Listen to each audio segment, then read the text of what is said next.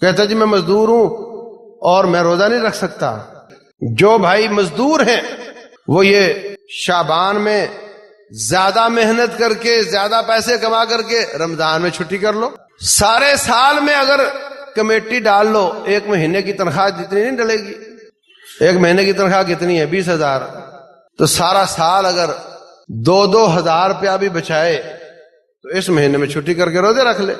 یہ تو کوئی طریقہ نہیں جی میں مزدور ہوں لہذا میں روزہ نہیں رکھ سکتا۔ اس مہینے کے پیسے کسی سے ادھار پکڑ لو، اگلا سال میں اتار دینا، یا ڈیوٹی رات کی کر لو، جس کو اس طرح ممکن ہو اس طرح کر لے، لیکن یہ بہانے نہیں چلیں گے۔ اللہ تعالیٰ کے دین کا ایک ستون ہے رمضان کے روزے، اس کو کسی بہانے کے ساتھ ختم نہیں کیا جا سکتا۔ رمضان کا آنا کسی کی زندگی میں یہ کوئی ہلکی بات نہیں ہے، بہت بڑی بات۔ اس میں اللہ تبارک و تعالیٰ نیکیوں میں اضافہ فرما دیتا ہے۔ آپ دیکھتے نہیں لوگ نیکیاں زیادہ کرنے لگ جاتے ہیں، گناہوں سے پیچھے ہٹ جاتے ہیں، مسجدیں زیادہ آباد ہو جاتی ہیں۔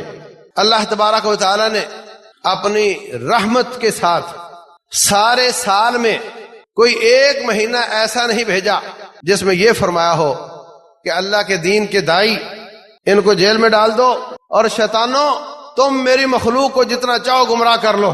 ایسا کوئی مہینہ نہیں ہے، لیکن یہ اس کی رحمت ہے کہ ایک مہینہ ایسا ضرور بھیجا ہے جس میں شیاطین کو، بڑے بڑے شیطانوں کو باندھ دیا جاتا ہے اور اللہ کے دین کے دائیوں کو موقع دیا جاتا ہے کہ تم میری مخلوق کو میری طرف لے کے آؤ۔ ہمیں اس مہینے کے لیے تیاری کرنی چاہیے، ہمیں اس کے لیے محنت کرنی چاہیے، اپنے ذہنی طور پہ اپنے آپ کو تیار کرنا چاہیے۔ یہ مزدوریاں آج نہیں ہوئی، یہ پہلے دن سے آ رہی ہیں، صحابہ اکرام بھی مزدوریاں کرتے تھے۔ تو اس کے لیے محنت کرنا، اس کے لیے کوششیں کرنا، تعرضوا لنفحات رحمت ربکم، اللہ کی رحمتوں کے جھونکوں کے سامنے اپنے آپ کو پیش کرنا تاکہ رب ذوالجلال ہمیں مقابلے میں کامیاب فرمائے۔ اس کے لیے محنت کریں، اللہ تعالیٰ توفیق دے۔ وما علینا الا البلاغ۔